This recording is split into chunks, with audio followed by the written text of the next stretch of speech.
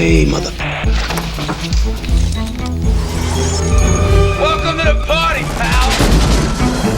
Welcome to Yippee-Ki-Yay Classic, and we do have a classic today. I'm Ralph Quattrucci. I'm Sean Paul Murphy. I'm Deborah Murphy. I'm Tom Brady. No, I'm not Tom Brady. I'm John Quattrucci. I wish. Hey, guys. Hello. I notice we have another fifth screen up there. Sean, why don't you introduce our new podcast member here? Our new podcast member for the day. For the day. Number 98, Eric Hicks, my son-in-law, the father of my two wonderful grandchildren. And he wanted to come in and talk some football about his, because he played for the Kansas City Chiefs, who had an amazing weekend, on Sunday. And he's had a tremendous career. And I recently saw him at a game of for the Bowling Green Falcons, where our grandson, his son Rocco, is a tight end. And I asked him, I said, what film do you think is the most realistic about football as you played it? And he said, Any Given Sunday, the Oliver Stone film. Oh, I thought it was going to be, what's the one about the mule that kicks the field goals? What's that one? Gus. No, yeah. I thought it'd be Gus. All right. Any Given Sunday. That's okay. Any Given Sunday. And I asked him if he'd like to come on and talk about it. He said he'd be happy to. Nice. And I'm going to let Eric give a little of his background. But he went to Maryland, and the average career in the NFL is 2 years. And Eric played for 10. I believe 8 years for the Chiefs, one for the Jets, and one for the Lions. Am I correct? And he won the Ed Block Award. The Ed Block Courage Award early in his career. Yeah, I played 9 full seasons for the Chiefs, and 1 for the Jets. Yeah, 1 was probably long enough, right? With the Jets. That was indentured servitude. Too bad because they have a great ownership there. Yeah, what year was that you were playing for the Jets? 2007. Okay. Oh, the year Pats went to the Super Bowl. Okay. Well, I was just wondering. I was playing for the Man Genius. Oh, there you go. Oh, that was wasn't that Belichick's understudy? That guy. Yeah, that was the guy who threw them under the bus with the recordings. Yeah, right, that guy. That was the first game of my season there. Oh, wow. Yeah. So what was it? You said number 98. Is that what you said, Sean? What was your position, Eric? I was left defensive end. Okay. As if I know what that is, I have no idea. It sounds very impressive, though. I line up on the offensive tackle. To the left side, I guess, right? The left side, yeah. Wow, you know your football, Ralph. Football. Yeah. A visual mind. Eric, we're going to impress you with a football acumen, okay? Right, now, before we talk about the movie, which is going to be great, we just came off one of the greatest weekends in NFL history. And Eric was, because he played for the Chiefs, I think you live out there, he was at this game this weekend. We're talking about the Bills, Chiefs, Tampa, and the Rams. Probably the greatest weekend in football history. Yeah. Eric, what did you think about all that went on this weekend as an ex-player? The weekend was amazing. The games on Saturday were amazing, and you figure they could never follow it up on Sunday. But it is the NFL, and they managed to follow it up. It was some of the most gut-wrenching and exciting, and you want to have to go take a poo, and then 1 minute you need some orange juice to calm yourself down. And it was a truly awesome weekend. Yeah, I mean, talk about highs and lows too. Teams thought they had the game in the bag, and then they end up losing. It was unbelievable. And that's the audience. How was the audience at Arrowhead when the Bills got that last touchdown? They must have been crushed. It was deflated, but not very many people left. Because not as deflated as the guy that ran on the field and got clobbered by Hicks. Hicks killed him. Yeah, took him down. Yeah. No, I mean, but that was so quick. I mean, so the Bills score that touchdown. They leave him 13 seconds. Yeah. I don't think there was anybody. I was thinking, don't give him the ball. You can't let him have this ball. And, he's got 13 seconds. Like John was saying earlier, Squib kicked the damn That's thing. what they should have done. To not that necessarily would have meant that the Chiefs couldn't go down and do what they did. But still, it's 5 seconds maybe. You take 3 or 4 seconds off the clock, you make it much more difficult. I didn't understand that at all. I didn't understand any of the defensive play at the end of any of these games. That's what I was just going to say. As a fan, now John and I are both Tom Brady fans because we grew up in New England. Because And we're all fans sticking of with him. excellence. So he does that. He comes back, and I was sitting with my son here going, this when they were 27-3. I go, you're going to watch another great comeback. Yeah. I guarantee it's going to happen. I was full of shit. I didn't think it was ever going to happen again. And he goes and pulls it off. And then the defense lets those 2 passes go. And you just, at home, you're sitting there going, the only guy who can kill you. who doesn't? Why? What's going on? Why does that happen? I mean, But you have to. I mean, that first half, he was getting killed. Brady was getting killed. I didn't think there was any way they were coming back because he just didn't have any time. And then all Eric, of a sudden, you were the saying Rams what? coughed it up. The Rams played terrible. Yeah, the in that Rams second gave half. it away, but still. Well, Tom Brady, who I know from playing, is a tremendous human being. He's very nice, very personable. I never understood the people that hated on him. What are you going to hate on excellence? The whole time. But if there's one thing about Tom Brady is he does not like people by his legs. Yeah. He does not like people by his feet. He can't step into things like he wants. And if it deviates from his norm, then he gets really pissed off. Yeah, he was hearing footsteps that first half. He definitely was. His timing was off. They couldn't do the quick passes. But then the second half, I don't know what the hell happened, but they turned that whole thing around. And like I said, the Rams were doing everything they could to cough it up. I mean, I'm still surprised they won that game. But but that Buffalo Chiefs game, and I think, and being a Patriots fan, and after what happened in Atlanta in the Super Bowl, I think that was the best game I've ever seen, was that Buffalo Chiefs game. That last 2 minutes of football was the most, and not being emotionally invested in either team, I was into that game. No. And the play of the 2 quarterbacks makes me very sad for the Patriots because those 2 guys do things that I've never seen quarterbacks do before, both of them. It's just unbelievable. Well, and this kid from the Bengals, too. The kid from the Bengals is coming around, too. He got sacked 9 times in that game. I couldn't believe that. Yeah. So Eric, you got to be rooting for the Sackers. Tennessee put on a display of pass rush like I had never seen before. I'm surprised he didn't make it to the halftime. Yeah. Come in and make the plays to win. Well, he even said, he goes, I feel great today, but I don't know how I'm going to feel tomorrow. He must have been in some serious I couldn't pain. believe that. I never saw a guy he's go 23 years old. He'll be just fine. But you don't expect, with 9 sacks, you don't expect them to be able to pull out that win. But frankly, Tannehill does what Tannehill does. And that's the difference between elite quarterbacks and just a quarterback. Correct. And that killed them. Correct. Yeah. So, but it was amazing. Chris, did you watch all the games? No, actually, I didn't see very many of them. I saw bits and pieces, and of course, I saw all the highlights and stuff like that. But like I said, it was just, I like football a lot, but once the Ravens were out of it after one of the more epic collapses I've ever seen in the second half of the season, I just it's one of those things where you're all fired up, it's going to happen, you're going to have a great year, and then it just kind of all implodes. Yeah. Sometimes you sit down, and so I didn't make a lot of time for it. I'll definitely, watch probably the championship games and and of course the Super Bowl. But yeah, I didn't see a whole lot of the games, but like when it really was, and it sounds like I wish I had, because I'm telling you, games seem to have a great ending, and especially after last weekend. Last weekend games were just lousy. 2 weekends ago, I mean, the wild card weekend, every game was unbelievable. But isn't wild card weekend kind of that way? I mean, yes, absolutely. And they added another playoff round, so it's like Pittsburgh shouldn't even been there. The Super Bowl is like the Academy Awards. Yeah. Well, Playoffs are like the Golden Globes. Yeah, I think the Super Bowl usually ends up not being nearly as good as the games to get there. That's usually what happens in the Super Bowl. The Super Bowl would be if there was an award for the Academy Awards, like the whole thing. Yeah, one award for it. Now, Trent Green, you played with Trent Green, right, Eric, when you were playing? Did he go to a Super Bowl at one point, Trent? Yes. If you remember, he came from Washington to the Rams, and in the opening preseason game they had, Rodney Harrison blitzed on him and rolled up his knee and blew it all out and everything. And that was the rise of Kurt Warner. Yeah. Oh, wow. But Trent was on that team. Oh, that's right. Oh, wow. Look at that, all that history. All right, should we talk about the film?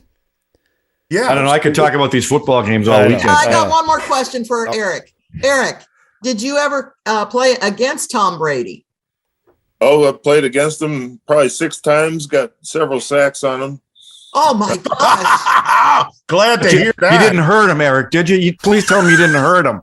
No, I always helped him up. Okay, good. Does he smell nice? Because he looks like he smells nice. Yeah, he was kind of levitating across the field.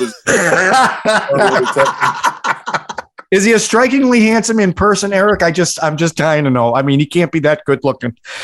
He don't look in his eyes.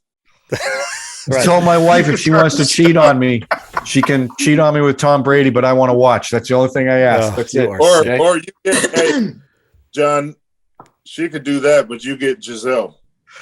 Hey, that got Joe Buck in trouble. I don't think you should be saying that. Didn't that get Joe Buck? One more point about Eric. We were there at the Arrowhead when he I'm telling you, he's defensive, right?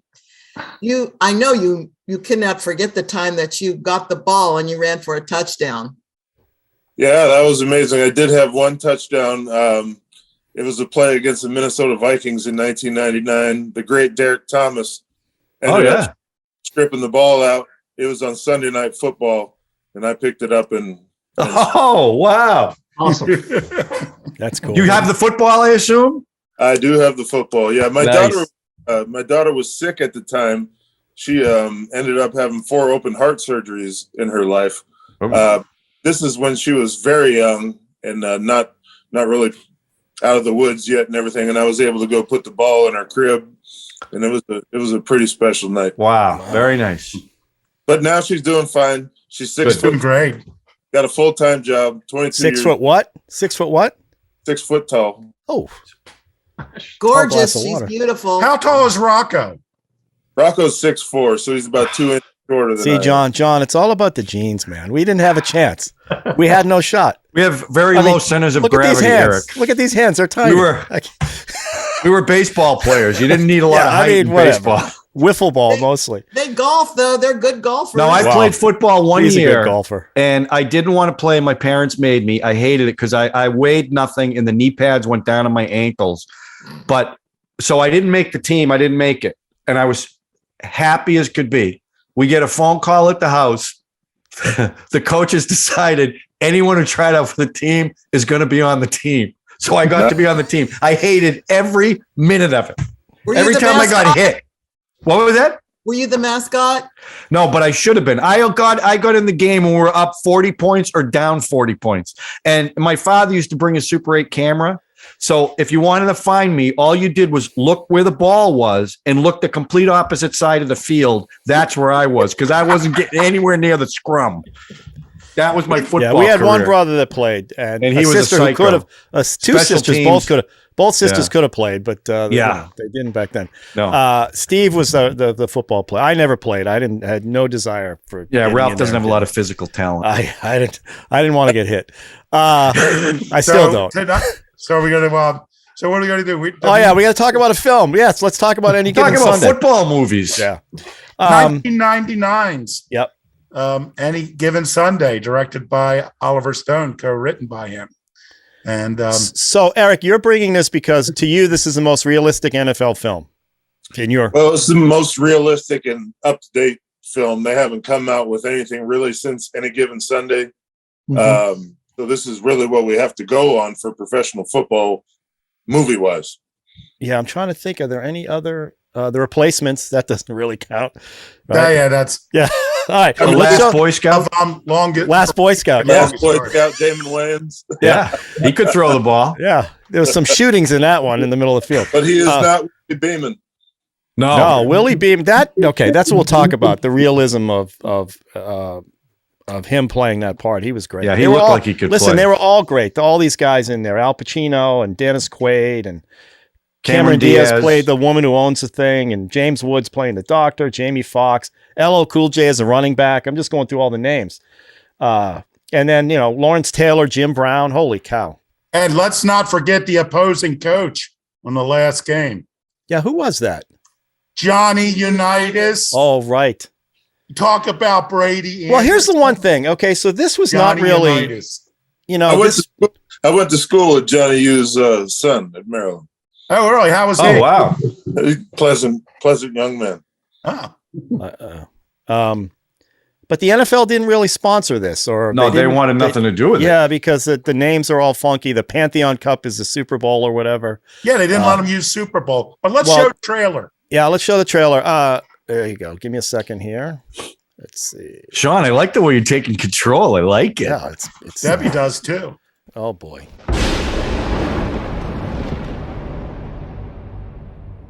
So let me just quickly say, when Sean told me you wanted to bring this film, my first response was, I think this is a film that NFL players want us to believe is what what it's real. It's real. I mean, and I'm sure it is. I just think Oliver Stone did his typical Oliver Stone and just, pummeled us with all the stuff and you can see even in that trailer, the hits that are going on and all that. So I just want to hear your take on this, but I just, because when I think of football films, I think of other ones, North Dallas 40 and some, Semi-Tough and some of those, even The Longest Yard, the Burt Reynolds version. But this one definitely, they get into every part of the sport, the management of the sport, the doctors and all that. So it's fascinating. So go ahead and just give us your 2 cents on this one. The first thing I'll say it's sensationalism. Okay, it is what the NFL is, what everybody thinks the NFL is like, and this is the last motion picture up until this point that we've had that depicted any kind of life in the NFL like this. Now, North Dallas 40 has its own merits and demerits, but that was, 45 years? Yeah. 76 when I was born, I think. Yeah. Any given Sunday, from the opening scene, you can tell it's a Oliver Stone movie with the dark undertones that he has as he shows every position, lining up, tightening their gloves, doing all that. And it's very quiet. And then it crescendos up into when the ball is snapped.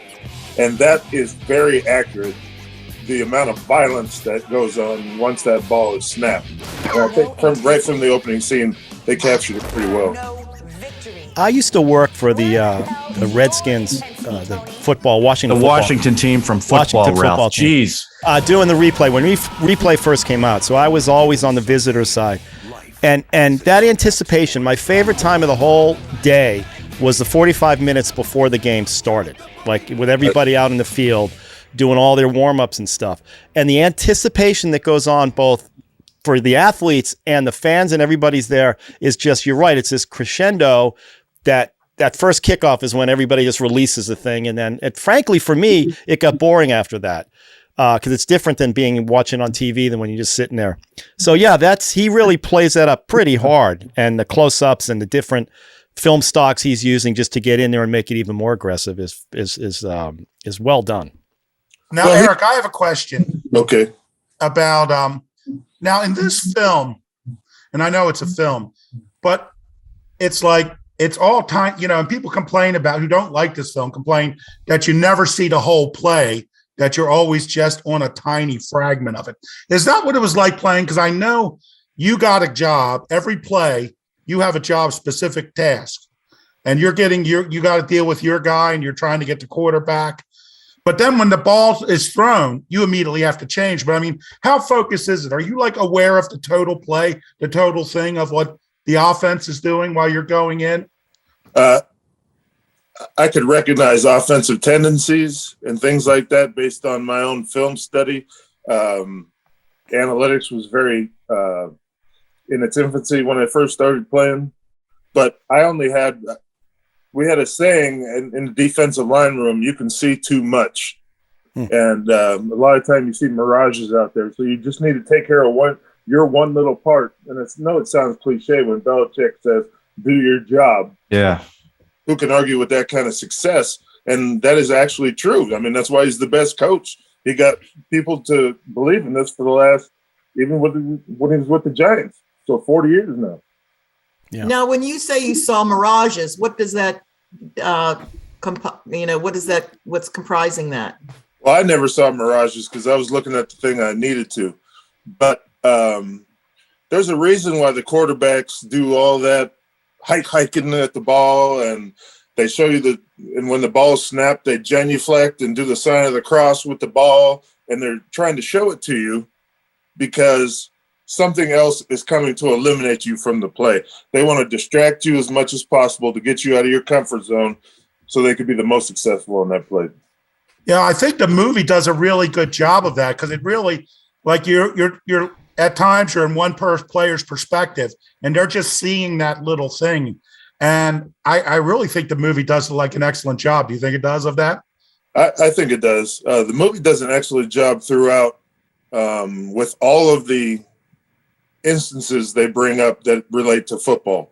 It's sensationalized, but I can't tell you that I haven't seen some of those things in the movie come forward in real life. And now I got another question, follow up on that very subject. So when you're playing and the Oliver Stone shot to the audience and the crowd, they were all blurred. Now, when you're on the field, do you look up to the people? Especially in Arrowhead, it's great. It's a great stadium for crowd involvement because they're rabid fans, and the stadium lends itself to a lot of noise. So at some point, I'll be trying to hype the crowd up, doing whatever players do to get the crowd hyped up. But they just look like nameless faces when you're on the field. What does it feel like to get all those allocates on the field like that, to hear all that screaming? You have to really, well, the one thing is preparation. If you're not prepared, and when you get into Arrowhead in a crucial situation on defense, it is deafening. You cannot hear. You better know what you're doing. And it was my job somehow to get everybody lined up on the defensive line. I don't know how that worked out. I had to take care of my own fires and also put out a lot of other ones even before the play started. Wow. Yeah. Well, the thing about the film, you're not really seeing plays develop. You don't really see, the long plays. It is snippets of plays, but it's the action around the plays that he's really focusing on. Go ahead. I would call it a human condition movie. That's I think best what it's about. Well, because there's so many things going on. You got the running back who's going for his bonus, right? LL Cool J needs. Right, to go a certain amount of yards to get a bonus. You got Dennis Quaid playing the aging quarterback, Cap, whose wife is pushing him to keep going because she doesn't want to lose her status in her group. So he's got that pressure. His relationship with the coach, played by Al Pacino, who's he's using that to keep him going. Al's using that to keep him going. You got the aging coach who, it's just, you're right. It's all human condition. The doctors who are two different, Modine is playing the good doctor, I guess. And James Woods is playing the guy who'll give you a shot for anything. It just wants to get laid after the game.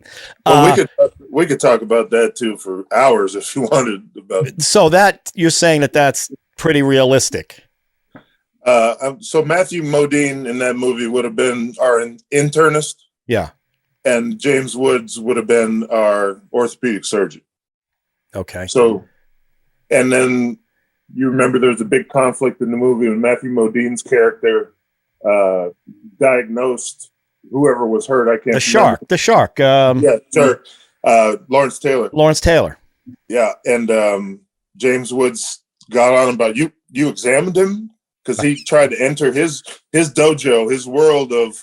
I have this all on lockdown, and it's pretty realistic. Yeah. Didn't that happen to you, Eric, with your shoulder?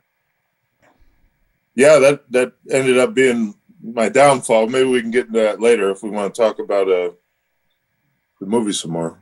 Yeah. So you think? So just before we go any further, how would you describe the doctors? More like James Wood or Matthew Modine? Well, James Woods appeared to be unscrupulous in the film. I knew our team doctors as good men. Okay, good. And our internist was a good man, just like Matthew Modine is in the movie. Yeah, again, that's a relief. Oliver Stone ratchets up the characterizations of everybody in this film. Everybody is, look at the Cameron Diaz playing the daughter of the old owner, and what her perspective on what was going on. And when Willie Beeman starts come into his own, it changes everything. So, right. And that isn't untrue of any team. You look at the 49ers trying to got Trey Lance to try to replace Jimmy Garoppolo, but he couldn't do it. And there's, several different instances that you could bring up over the years in the NFL. Well, I will say one thing that surprised me, because I'd seen this film a number of times, and I thought it has a much more limited time scan than I thought, because it's the first game where Cap gets injured, and then it's only 3 more games till the playoffs. Right. So, I mean, do you think it's realistic? I mean, I thought Jamie Foxx did an amazing job that a guy could get so full of himself in 3 games. That's a good point, Sean. I think that's what happened in Joe Flacco and Lamar Jackson. Well, I think he was full of himself before the 3 games. It just so happened that he did well. He got an audience. Yeah, he treated his girlfriend pretty badly for someone who was as down as he was, right? I think he was full of himself, and it just so happened he happened to be great at that in that particular. That's what he says to one of the reporters. We didn't know how he goes. Oh, I've been great the whole time. Yeah. So I think he was just given the opportunity and took it. Other than throwing up a couple of times. Johnny Manziel was full of himself, and he was garbage. I mean, he did nothing, and he was full of himself. So I remember when he went to Cleveland, everybody's like, "Oh, we're going to have a good season." You should see. Even Josh Allen, his first year. I mean, look at him now, but his first year, he wasn't doing real well, and he was pretty full of himself. He was one confident football player. Josh Allen only played 1 year of college football. Yeah.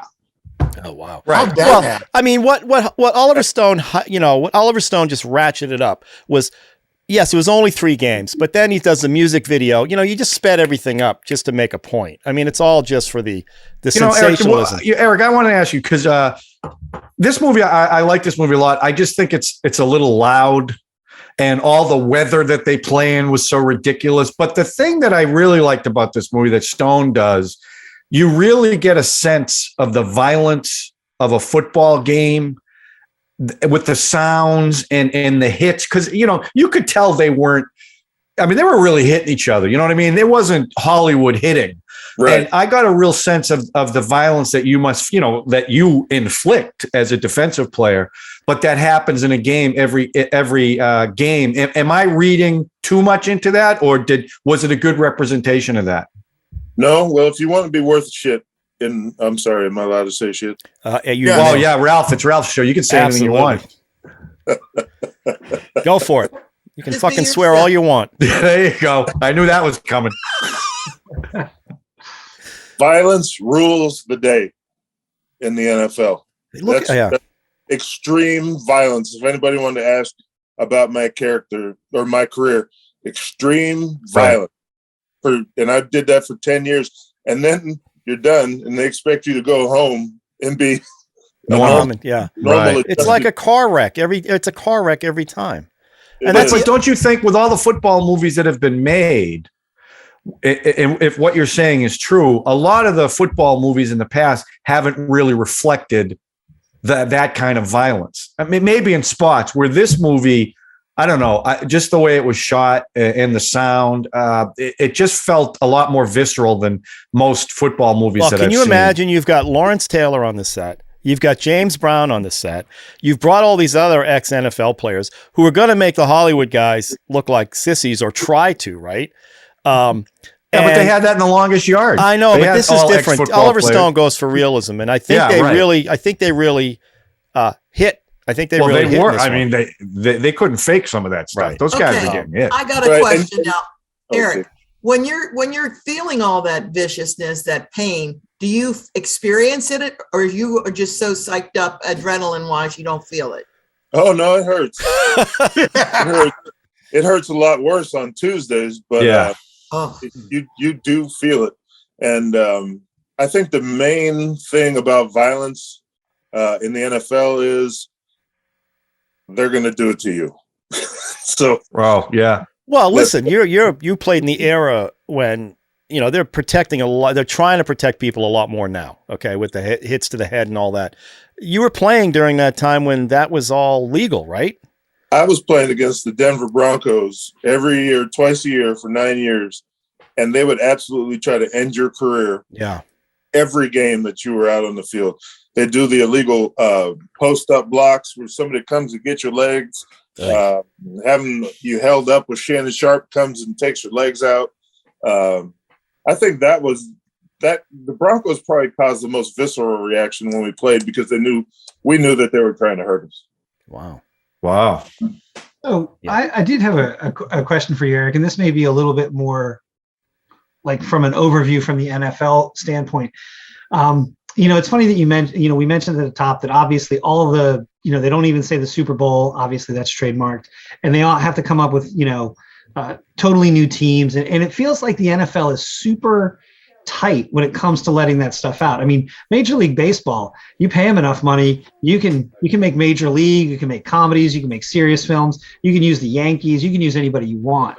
But I was really trying to sit down and think about it, like other movies, football films that have the actual names in them. And I can't think of too many other than that kids film, Little Giants, that, actually had but that's because they always try to put forth the Pop Warner thing. Well, do you think the NFL?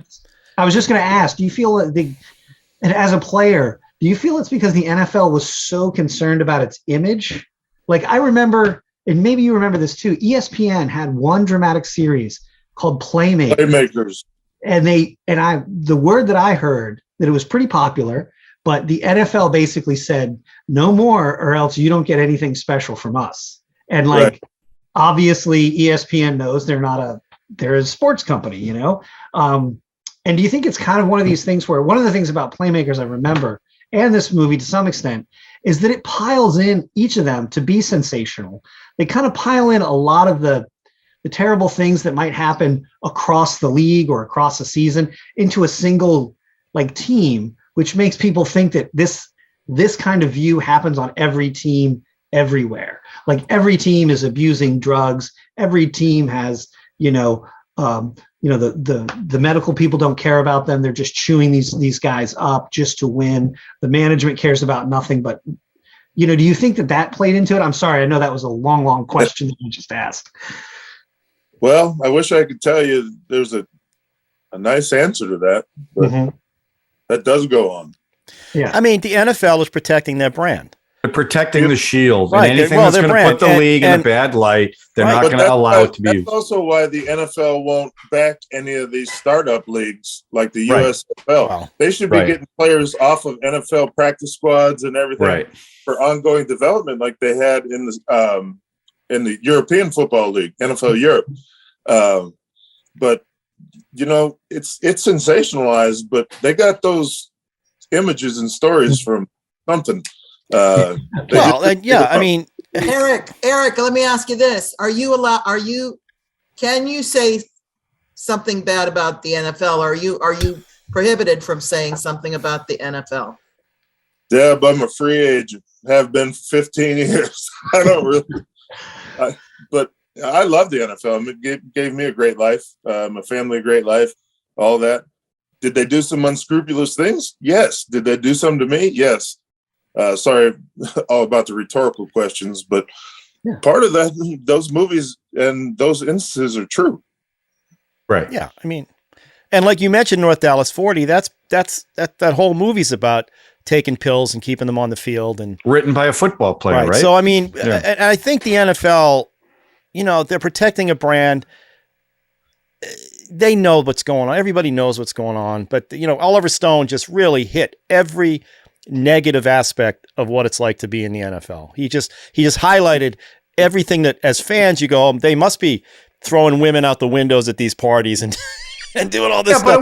But it wasn't, I mean, he also the warrior spirit of the game. His whole it wasn't just all negative. I mean, these guys are warriors. I'm not trying to say it was all negative, because that's how it came across. Because that speech that Pacino gives in the locker room. I mean, that's the best speech ever. Right. On this team, we fight for that inch. On this team, we tear ourselves and everyone else around us to pieces for that inch. We claw with our fingernails for that inch. Because we know when we add up all those inches, that's gonna make the fucking difference between winning and losing. Between living and dying. They use that at games now to get the fans hyped up, right? I mean, they play that speech that he did. That was based on a real speech I read. Probably. Who the hell said it? I mean, Oliver Stone's kind of, every movie he does, he definitely infuses it with his take. And he's actually in this film as a commentator. Right. Right. Which is funny. So the NFL, it's ridiculous for them not, because we all know what's going on. And we're actually more upset that, what are these? The Miami Sharks, and they're playing the Cleveland whatevers. And it's like, just, okay, we know what's going on. Don't treat us like children, but they're just protecting a brand. I mean, I don't know. Right. And just for an example, in North Dallas 40, where Nick Nolte's character is sitting next to the black running back that's supposed to be in front of him for the Chicago game. Okay. And they show Nick Nolte's character getting a needle dug around in his knee in a real uncomfortable fashion. Now, I'm not going to mention any names, but I've seen a lot of needles put in unsavory places of other human beings. And is it medically unethical? I don't know. Is it socially unethical? Who knows? But that's just looking at that and looking from any given Sunday when they do have to drug up Cap, when they do have to drug up Shark just to be able to go out there and play, because they're suffering from the human condition too. That's pretty accurate. Well, I would imagine that the player's also making the choice. I mean, because like Sean was saying, the average career is 2 years, right? So if you get hurt and you don't play, and maybe you get replaced, it might be over. So you're probably more willing to take that shot and get out there and take a gamble that you're going to be okay to keep your career going, I would imagine. I never left the field. If anybody was ever sent into the game for me, there's no way. We're going to get a freaking delay a game call because you better run back over to the side. You're not coming in to get my job. Well, Eric, I remember I was at a party at your house, and I was talking to somebody from the team. And we had a long conversation, and I walked away, and I said, I knew the guy wasn't a player.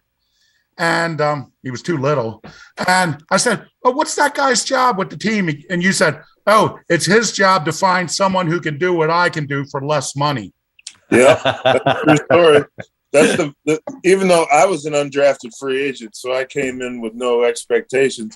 But when I first started playing, all they want to do is get a guy that can replace me for less. And I wasn't making very much money. But that's the general go-around, how it is in the league. Wow, you were undrafted and you played for 10 years? Yes, sir. Wow. Because you never want to leave the field. I mean, I'm sure they recognize that pretty quickly. University of Maryland. There you go. You were a walk-on. Terrapins. Wow. Well, I mean, then this movie is pretty honest, pretty realistic then, because that's the feeling you get, which is these guys want to stay on the field. And Cap, as much as he knew that he was walking into something that potentially could destroy his career for good and hurt him after he's playing, still went in there. And, like I said, he's getting pressure from his wife. He's getting pressure from his friend, the coach. And yet he still made the decision. I guarantee you, like you're saying, a younger guy's up behind you ready to go. Last thing you want to do is take yourself out and have that person go in there and do that. Well, it's common sense, guys, that you saw a guy go out where he got his leg rolled up so bad the week before. You figure that he can't even push himself in a wheelchair. And then he's right out there whooping Nick Bosa's ass. You know what I mean? On the field. It's crazy. Well, you look like even Derrick Henry. He's out with what he thought was going to be a season-ending injury, and he plays in the playoff game. I mean, so first of all, the athleticism of these guys to be able to recover like they do is pretty incredible. But the technology of the science of the surgeries that they're doing now allows them to get back on the field much quicker than back probably when you were playing. You tear an ACL, you're gone for 2 years. They're coming back in the playoffs, which to me, I get a hangnail, I'm out for a month. I mean, oh damn, my hand. I have torn up so much stuff and done so much stuff to my body that it's miraculous that I made it through. Are you still dealing with repercussions of what you went through now physically? Are you good physically? Well, I'm mobile. I can still go to the gym and everything, but yeah, mornings are a tough wake up. Yeah. The dog wakes me up at 9 o'clock to go to the bathroom, and I got to put my legs over to the side of the bed for a minute, check all my factors. How about concussions? Did you experience that? He gave them. He didn't get them. Well, no, because when you put your head down and hit somebody, you get a concussion too. I would estimate I've had, based on what they call concussions now, 100. Oh my God. 100? Easy. Oh my God. And are you dealing with anything from that? Well, they're calling concussions where you get your bell rung now, which it is a concussion. Right. But after that, I was like, come on, man. Let's go to get some smelling salt. Oh, wow. Well, that's what they talk about. The whole idea of getting your bell rung and getting back in there is like nobody. But it's a lot different now. The way it's looked at now is much different than when you were playing, right? Oh, yeah. Those were the just give me a minute days. Right. Yeah, he just said. Now you're off the field in a blue tent. He said, I got my bell rung and I go back in. There's a guy up in the press box looking at you. Right. Saying, oh, he looks a little messed up. Yeah. Him off. No, it was, you might hit a knee for a minute. I can tell you guys a wonderful concussion story if you like. As long as Brady's not involved, I want to hear it. Okay, we're playing the Miami Dolphins in 2002, I believe, at Arrowhead. And Ricky Williams is the running back. And on the first play, they had a goal to go situation. So inside of 10 yards to go for a touchdown. And I remember on the first play, they ran it and I hit Ricky Williams. And now Ricky Williams is about 5'3", 275. Now that's sensational. But he was a freight train. He was a freight train. So I hit him. Okay. Next thing I know, I'm on the sideline, okay? And they're going over where they have the tablets today. It used to be Polaroid photographs, okay? So my defensive line coach is going, okay, Eric, what'd you get on this play? What'd you get on this play? And I could see myself on the picture, but I couldn't remember. I executed everything perfectly, my assignment perfectly on all the remaining 3 plays, and I had no idea. Oh my God. So you were just on autopilot. He was knocked out. Yeah, but he did the plays. He did 3 plays. I understand that, but wow. So now wait a second. I got one question. Now, when you would hit somebody and they got hurt, did you feel like really bad about that? Hell no. Maybe the next day. They would do that shit to you. Yeah, right. This is prison. So it was a dog-eat-dog world. This is prison rules. Attica. This is the Gladiator movies. That's what this is. It's so funny. It's Ben Hur out here. Exactly. I mean, I tell you, when I was on the sideline watching these games, the sound of the collisions are just frightening.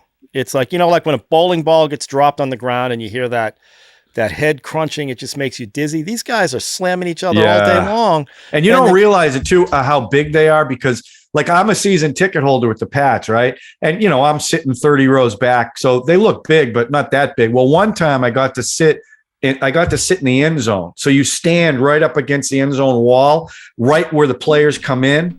And I'm 5'8". So they all come through. And I'm just looking at these giants walking by me. And I'm going, how do you not get hurt when a 350-pound lineman just falls on you? Forget about hitting you. Just falls on you. I'd break every bone in my body. They're gigantic. Well, Sean and Debbie are probably not that taken back by me since they've seen me for 25 years now, about how big I am. Oh, you're big. The thing is, Eric and I weigh the same amount. He just stretches it out. It's a distribution thing there. That's all that is. And what was your playing weight? When you played, what was your playing weight? 280. Wow. I was a 280-pound rolling ball of butcher knives. Oh my! What? Butcher knives. That's good. I have a question, Eric. Back to the movie a little bit. Now, yeah, exactly. You obviously, you studied. You're in college. You played pro for a long time. So you talked about studying film and all that kind of stuff. So, when you watch the game, you're watching it on a completely different level than just somebody who enjoys football like me. When you were watching the film, were there anything like from an actual like football play like standpoint where that just glared to you that it was like, that is not at all the way we do that? Like, because I've often wondered about that. Like, when you watch a game, you must understand it at a different level than I do. Not to, I'm sure you see things that just annoy you to no end when you watch a game, because you're like, that's completely the wrong way to do that, while I'm just sitting there in ignorant bliss with my Miller Lite. So my question is, like, was there anything in the film that you saw that you were just like, that was for you, Ralph. It's completely Hollywood, that is not at all the way we do it in the movie. At least anything that pops to mind. No. Really? Well, how about like technique, Eric? I mean, like football technique. How could you see technique in these film? Movies? There's no shot longer than 2 seconds in the film. Yeah, but not just this film, but other football movies. I mean, like the technique that they use. You can always tell someone who can play football and someone who's an actor pretending to play football, right? Right. Absolutely. I mean, I don't want to say we were the chosen people, but there's not many 6'6". Like, I'm 300 pounds now, and 6'6", 300-pound people. Yeah, it's called a gladiator. And I think that's what Oliver Stone is going for in the film. Oh, absolutely. He feels like these guys, it's the last place where gladiators actually exist. Yeah. And the way the society treats football players are like gladiators. And here's the funny thing, Eric. I don't know if I've ever expressed to you how we felt when you were playing football. We were so excited. Oh gosh, our son-in-law is, football player at the NFL Chiefs. And we're so proud of you. You got the Ed Block Award. We went to the awards. We saw you there. You're going to play this tough game, and you have a daughter who is hanging, fighting for her life. So you're all on the edge, and you're still going out there to play. How hard and tough that was for you. But basically, what we thought of was we were so excited, but then we saw the injuries happening, and it was really not a good place for us to watch the games. Yeah, and even now, if we see someone on the ground, we get really, like, oh man, that's somebody's life, and we're watching it like gladiators, Roman times. They used to put those gladiators in, and their idea was to go to the death.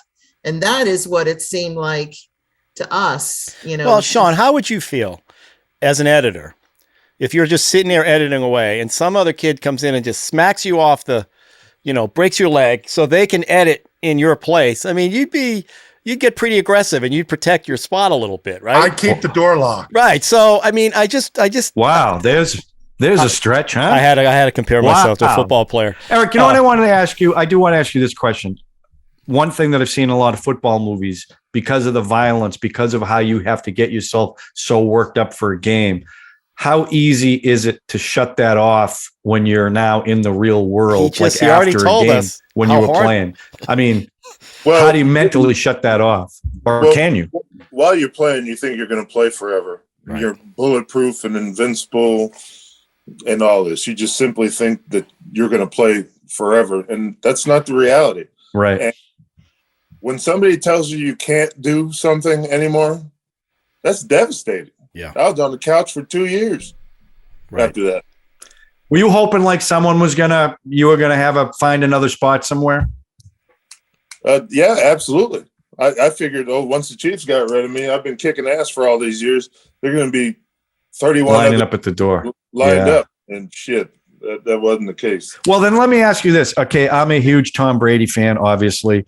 You may have figured that out. Are you amazed by what he's been able to do for the length of time? And as a quarterback, he's only missed one season from injury in his career, which to me, I've always said about Brady, what makes him so great is his ability to stay on the field. Because there's a lot of great quarterbacks that don't stay on the field. They end up getting hurt.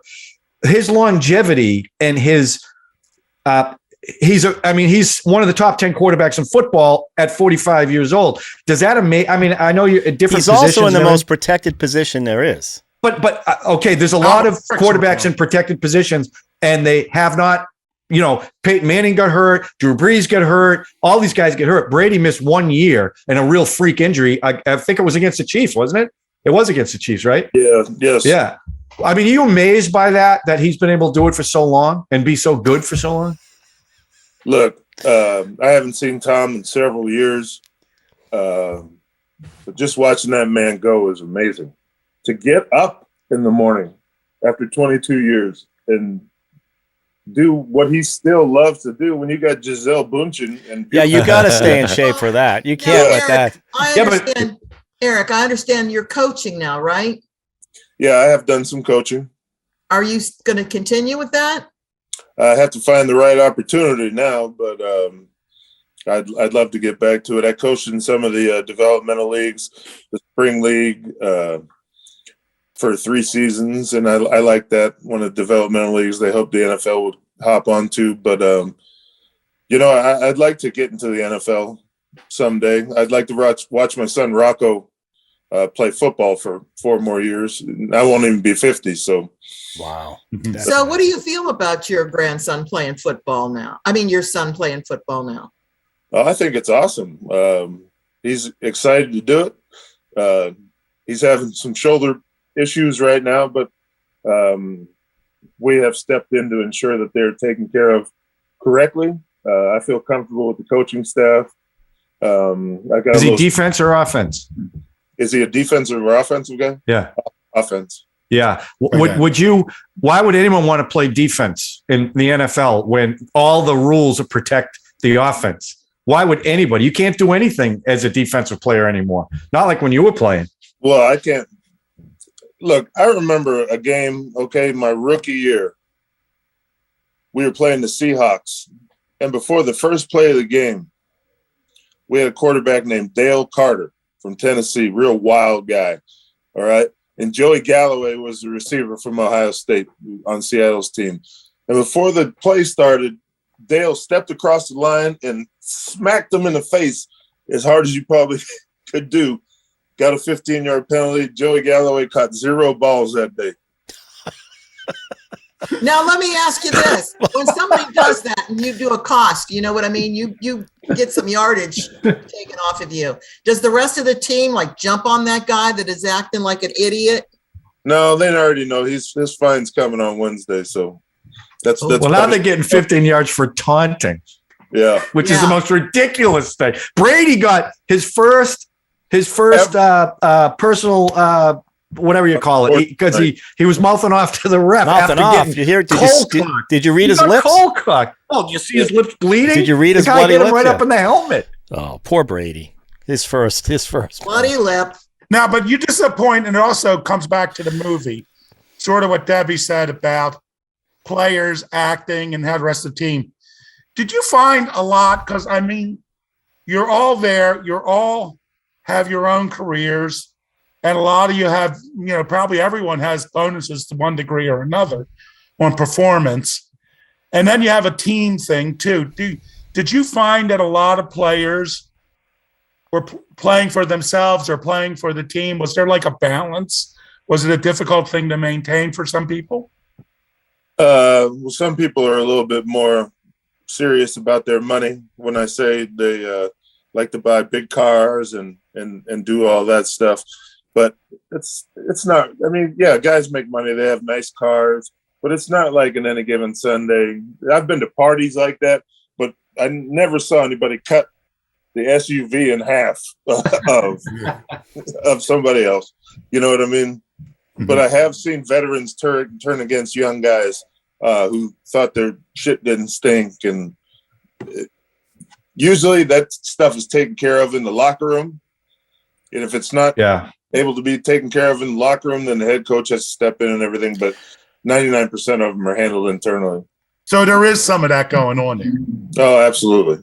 Well, what the movie kind of stresses is that management is trying to prevent the guy from getting his bonuses, right? Well, of course, yes. Right, because they don't want to spend the money.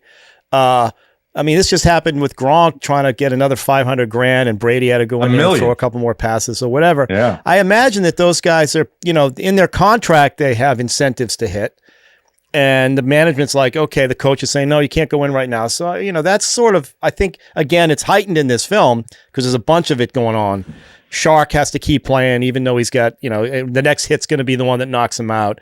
LL Cool J is the running back. If he gets a certain amount of yards, he's going to get a bonus, and they're keeping him down, or he's thinking they're keeping him down because they bring Beeman in, and Beeman's taking away some of the runs that he would have gotten. So, Oliver Stone ratcheted it up, but I think it's all obviously based in some semblance of reality. Of course. Because it's always management versus players. In every league, they're all, it's a money situation. Of course. And guys, I've seen before where the training staff tries to take the helmet of a player who was maybe 3 plays away from $1 million, just as a round even figure, taking the helmet and that player going and trying to give him my helmet back. Oh, wow. Going in this game. And threatening to kill the training staff who are under orders from somebody upstairs. Jeez. That's amazing. Wow. Yeah. It's hard to believe that obviously if you're getting a bonus for doing something, you're doing your job. Correct. And they need you to do your job. And it's like money. No, you want everyone to do the best they can. Yeah, but you want to win the game. You want to win the game. But here's my question, and I'm trying to understand what you just said about the helmet being taken.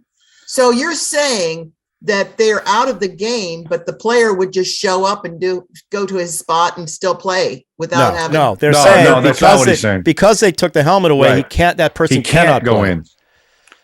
Taking the helmet but away otherwise, Eric, would he go there and try to play without a helmet? No, with with the helmet. With the helmet. He'd be in there. Yeah, he'd be in there, but they're taking it away, so they purposely. Right, they're preventing him from playing. Yeah. So he looks for anyone. Give me a helmet. Give me a helmet. To me, one of the saddest things in North Dallas 40 was, Nick Nolte ends up getting fired, and he steps out of the building, and there's Mac Davis, the quarterback, who's like his best friend. But they consulted Mac. They because he's the quarterback, he's the team leader. He had been consulted. Hey, we're going to have to fire your friend, and he didn't tell his friend or anything. And he's like, "Did you know about that?" And it's like, "Yeah." I mean, to imagine, it'd be sad to be in sort of an environment, an team environment like that. Where I mean, go ahead, Eric. The quarterback was aging in that film, just like Cap. Okay. He saw the writing on the wall. They had a backup that was showing some promise in North Dallas 40, even though he dropped that snap for the extra point. Dropped the snap. Or was that Tony Romo? No, that wasn't Romo. That was. All right, listen, I got one more football question, and just to get off this movie for a second, and then let's jump on some other movies. I want to talk about one of the greatest football movies ever, and I want to know how realistic you thought it was, Eric. Have you seen The Waterboy? Of course. Okay, I mean, he was pretty good. He was he a linebacker? Is that what he was? Yeah, he was leaping over that line. That movie is 100% totally accurate from a scheme standpoint. From what standpoint? From a scheme standpoint. Oh, really? God rest his soul, but isn't Junior Seau just Bobby Boucher? Wow, I didn't even make that connection. That's awesome. Junior wasn't in the gap that he was supposed to be one time in his 19-year career. Well, let me say this. That's funny. Eric, if there's any questions about your mental acuum, you got it, man. You're putting it all together. You're right on. I took a nap before this. So didn't we all? We were so excited. We couldn't wait. Well, I knew you're an encyclopedia of football knowledge, gosh. But I didn't know if you'd seen every football film. But I suppose you would jump on all of them. You'd want to see them all. I've seen most of them. Yeah, I'm a warehouse of useless information. No, it's very valuable to us. Now, my favorite film, which is obviously not an NFL film, football film, is Longest Yard with the original. The original one. Yeah. Just because it's a great underdogs versus the bad guys story. It's a great human redemption story. Well, hell, it's an age-old problem. Criminal justice reform. Yeah. And that's what you have your degree in is criminal justice, isn't it? Correct. I also have a master's degree. You did? I got it, yeah. Oh, Congratulations. Thank you. Look at this guy. Wow, man. I'm telling Man, you. you are amazing, Eric. You really coming back strong. And you know what? I know how you Thanks, feel. Mom. What? Thanks, Mom. Thanks, Mom. Oh, Thanks, Mom. Oh, Oh. thank you, son. So, and also, you were talking earlier about how the pros will beat up the players. I've heard interviews with Burt Reynolds, and they said the worst thing the director did on that film was like, "Hey, Burt here used to play some college ball." They're like, "Oh, you played some college ball." That's So they were really hitting them just to show He was them good too until he blew out his knee. He looked like he could play. He looked like he could play in that movie. He's one of those guys that looked like he could play. Does the football players at Florida State stay in Burt Reynolds' home? Yeah. Oh, really? Yeah, he helped a lot of people out. Unlike baseball, where they get some of the worst people, like who was it? William Bendix playing Babe Ruth. Yeah. Well, look, Bull Durham, Tim Robbins, great actor, terrible ball player. Evan Costner could play. Costner's Terrible great. body. Terrible Yeah. body. Yeah, absolutely. Yeah. That's more of a Shawshank Redemption body. What was it about Any Given Sunday you didn't like? Is there anything in there that you would just go, "Oh, come on"? I would say it's sensational reality. They did the best they could. Right. Some of the injury things, like Shark getting spine boarded after he makes a routine sack. Yeah. And all dramatic and everything like that. I'd say the injury thing is probably the most sensationalized in the movie. Yeah. It's funny because you talk about that speech that Pacino gives, at the end, the locker room speech before they win. But talking about, the desire to play and your desire to play, it also seems like James Wood's speech is pretty accurate. It's like when he's telling the other doctor, you're going to step inside, this guy, you're going to take this guy's dream away from him. Who am I to tell these men they cannot live their dream? They will not live with shame like you. They are gladiators. They are warriors. And long ago, they made that choice. Not you, not me. And I am not going to take responsibility for standing between them.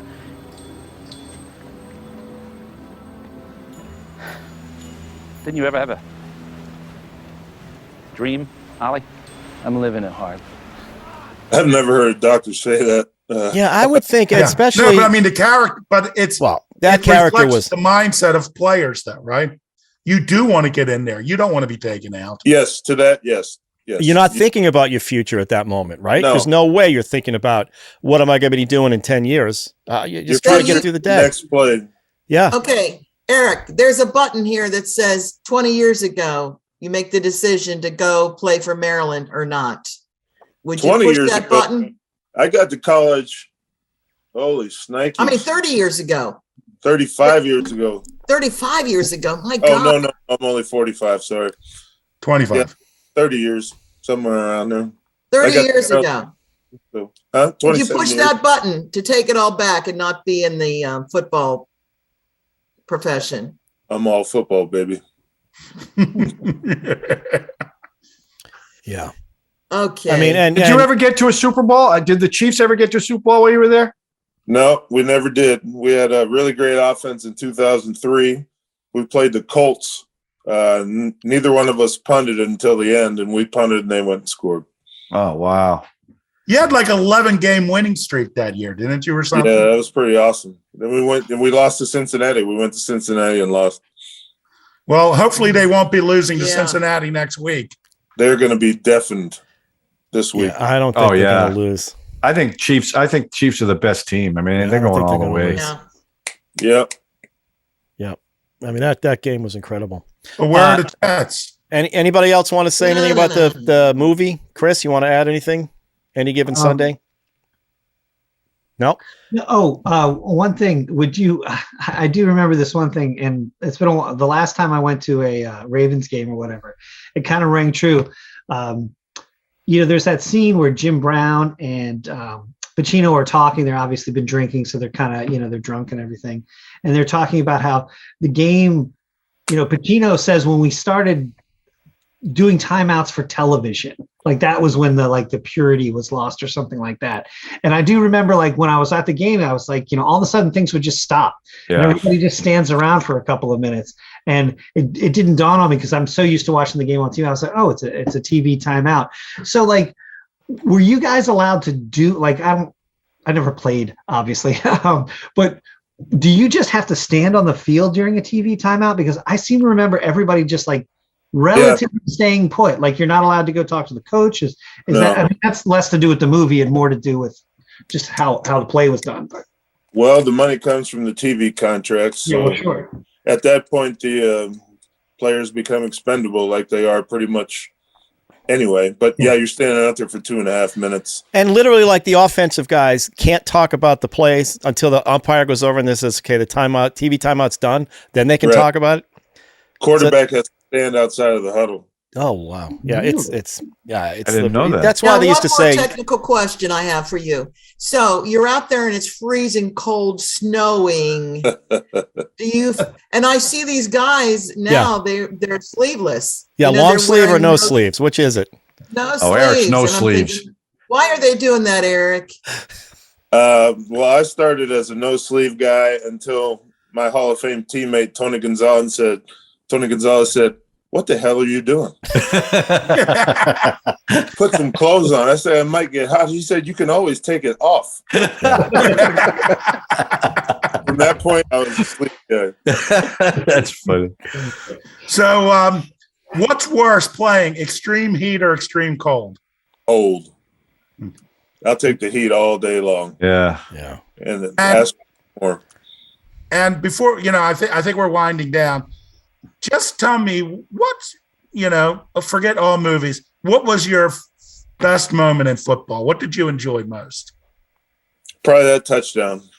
And that happened early on in my career. I had some other accolades later on. That touchdown, for the time when it was needed, was really apropos. I remember that moment so clearly. Erica and Sean and I, we couldn't believe it. We were jumping up for joy. We were just so full of joy. Yeah. Eric, did you think because it was so early in your career that would be the only one? Do you think there'd be, oh, this is easy, I'm going to get more of these? Oh, hell yes. Yeah. Hell yes. Now, I remember something. You were getting a lot of sacks. And apparently, they brought a defensive coordinator in that changed your role. Because I remember you saying, I'm not going to get the sacks with this new guy that I got with the old one. Yeah, well, God rest his soul as well. Just died. Greg Robinson, who was the defensive coordinator for the Broncos Super Bowls. And he came to us, and him and I really didn't jive together. From what we were doing when I was very productive, he changed the whole defense up. And, I just wasn't as effective in that defense. But Greg tried his hardest. He won 2 Super Bowls with the Broncos. But he died away, I believe, from consequences of Alzheimer's or complications. Oh, I'm sorry to hear that. At 70 years old, that's pretty. That's young. Oh, that's young. Yeah. That's very young. I was just going to, I forget what I was going to say. Go ahead. Keep talking. Let's throw some more movies out. Rudy. I was going to throw something very. What about the movie Rudy? Did you see that one? I have the true story behind the movie Rudy. Uh-oh. Well, it historically did happen. Right. A guy named Rudy Rudiger did go in and get a sack against Georgia Tech on when they told him to stay in the game after the kickoff. But the truth was, they showed him get abused a little bit. But from what I understand from a coach that we had on the Chiefs, who was at Notre Dame at the time, that this kid was a big crybaby, and he was not the mascot that they made him out to be in the end. And basically it was bunk. So I can't believe Hollywood would make up a story like that. Come on. So what about Brian's song? Did you see Brian's song? Oh, I'm going to start crying now. Don't bring that movie up. I've seen it a long time ago. Come on, let's I run. was Let's wondering if it made you cry. Oh, Made you cry. It was. I don't know. probably- The last time I saw it, I was probably 8. that's the only movie I've ever cried at was Brian's Son. Billy D. Williams. Yeah, great. Those scenes at the end on the hospital, and when he does his speech at the end. Yeah. Oh my no, God. I know what I remember. What I was going to say. I was going to say, good, Ralph. based Good. What on were you gonna based say? on Eric's story about, it's management versus the athletes all the time, right? So you're great in your position. New coach comes in, changes the scheme. Now you got to relearn a whole position. It immediately affects your career and what. So it's a constant struggle between the owners and the players all the time. And you can see why there's, a lot of acrimony and people are, fighting for positions and fighting with management all the time. Yeah, and I think everyone wants to play in the NFL. And I think this film really, really hits all those notes. That's why I chose it. I just felt it was the most accurate. Yeah, and it has Elizabeth Berkley in there. It does have Elizabeth Berkley. Elizabeth Berkley as a sex worker. From Saved by the Bell. From Showgirls, but Showgirl. Saved Yeah, by she the was Bell. the hooker with a heart of gold. A stripper with a heart of gold. Right. That's right. Al Pacino was very upset. I thought she liked me. All right, so let's rate this puppy, shall we? Yeah. Should we do it on the, So we either say Al Pacino Yippee-Ki-Yay intensity meter? or Yippee-Ki-Nay. Right. I would imagine Eric is going Yippee-Ki-Yay, so I'll start. He picked it. Yippee-Ki-Yay, yeah. Yippee-Ki-Yay. All right. Chris? John and I'm Chris? going to go Yippee-Ki-Yay as well. It's I remember when I saw this movie in the theater, I came out of it and I remember kind of feeling like he did a great job of, capturing that frenetic kind of energy that you feel probably on a Sunday. I mean, I'm a big baseball guy, and you play 162 games. You can't get that excited 162 times a year. You'll have a coronary. It's just a different vibe. But that's the thing. Like when I've gone to games, even games that were like blowouts one way or the other, there's just such an energy in the stadium that people are. It's like it's Sunday. Let's go crazy. Well, you go to Raven Stadium. That place is rocking. I mean, you ought to hear the Washington football team. It's not the same. It's a completely different thing. Well, I've been to 11 AFC. I've been to 11 AFC championship games at Gillette Stadium, so I can tell you that it's. Yeah, but how many I'm going years? to give the movie a yippee-ki-meh, but I'm going to give Eric a big yippee-ki-yay. I'm trying to be intense like Al Pacino. Yeah. Hey, you are awesome. Yeah, you are awesome.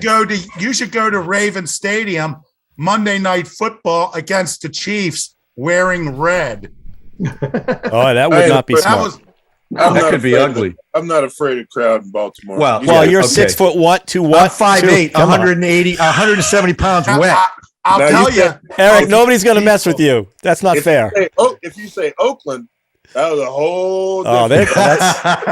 They're different over there. I kept saying to people are like, "What are you doing wearing red?" I'm like, "I'm a Maryland fan." They're like, "No, you're not."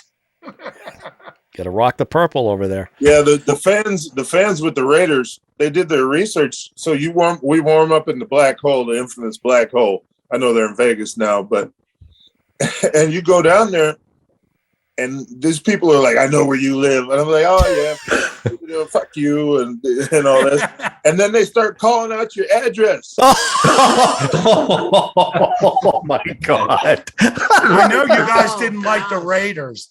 It's that goddamn internet machine. Yeah. The internet machine. Oh, that's awful. Raider Nation. Well, thanks for joining us, Eric. This was awesome. Really appreciate it. Yeah, you were great. Anytime, guys. You ever have any World War II podcasts? I'm somewhat of an aficionado, so. Oh, yeah. Ralph and I did one on Cue It Up. Maybe we'll bring in Cue It Up. I stayed on Omaha Beach twice. Oh, wow. Yeah. Cool. Yeah, that's I was thinking of bringing a World War II film the next time, but probably the least realistic one. You should do my favorite movie, which is Fury with Brad Pitt. Oh yeah, the tank movie. One. Yeah, it really lets you see how tanks operate it and all, and the way the shells. And everything. Eric, my dad, your grandpa, he made a tank for us kids. Did he? Yeah, he welds, right? and he builds this tank, little miniature tank, but you could ride on it. It was unbelievable. They were knocking down houses in the neighborhood. I mean, it was unbelievable. I don't know. I thought that was going somewhere else, but we used to play grenades. You used to go like this and throw it, you know? Nice. Eric, did you see Band of Brothers? Absolutely. Amazing, right? Amazing. Yeah. Amazing. And after you watch that opening scene of Saving Private Ryan, Oh, yeah. then you actually go there and you see the pillboxes and all. That was some heavy shit. yeah. Well, we may do. Well, maybe it looks like we'll be having you back. Yeah, that's the next one. Well, we could do a round robin, do World War II films. That'd be fun. Nice. Great idea. So, Hey, that's a good idea. When we do a round robin, we just all bring a film and we talk about one film and why we like it. My film is Fury. Okay. all right. Oh, you're already. I get dibs on Fury. Okay. That's a good one. That's a good one. Real good. All right. So the next step is we got to pick the two for the next few. Eric, you want to hang in there, watch the spin? We spin a little wheel here for Sure. who brings the next film. Action packed Pee Wee. This is This is our big graphics pack. Who's left on the list? It's well, I got to take this guy off, and then it's down to two. The married couple. Here we go. I know we what go. Husband versus wife, the eternal battle. Debbie. Debbie. It is Debbie. Oh my gosh. Okay. I know the film I'm going to pick. You already know? You already know Yes, the film. I do. And I'm taking a big gamble here. Because she hasn't seen it yet. I hadn't seen it in years. It might be like a Spitfire grill thing, but it's going to be Cool Runnings. Cool Runnings. The toboggan movie there? Yes. Making bobsledding. Yeah. Another sports film. John Candy. She's been thinking about that ever since Chris mentioned. I have not seen that movie. Are you doing this because the Olympics are coming up? Yes, the Olympics yes. are coming up. It all So ties out of- together in some kind of universe. Out of all the movies that represent the Olympics, yeah, Cool Runnings. Well, there it is. All right. Well, Cool Runnings is on the next version of Yippee-Ki-Yay All right, I haven't Classic. seen it, so I'm looking forward to seeing it. All right. Sounds good. Oh, So's Debbie. yeah, I probably won't like it. No, I'm sure you'll love it. That's the one with John Candy, right? Yes. Yep. Yeah, Yeah, that's and what I Doug- said about And 2 minutes Dougie ago. Doug. What'd you say, Dougie Eric? Doug? Dougie Yeah, Doug. Dougie Doug's is one of the Jamaican. It's not the one. Is it the one about the Jamaican bobsledders? Yes. Is it that one? Yes. Yes. Oh, okay. Wow, Ralph, you are like Crazy, Mom. so on top of it. I've been hitting the Yeah. head a lot. I got a lot of concussions. So He's been married 3 times, so Yeah, he that'll do gets hit a That lot. explains it all, Lucy. Yeah. all right. Until next week, everybody have a safe week. Eric, really appreciate you Thanks coming again, on. Eric. Information was Eric, thank you fantastic. very So much. much, Stay Eric. safe. Eric, Thanks and a lot, say hi everybody. to everybody. Yeah. For us. We'll see you guys next week. See you Hey, next don't week. forget to hit subscribe button. Like it. Share it, baby. You don't get this on any other channel. All right, guys. Over and out.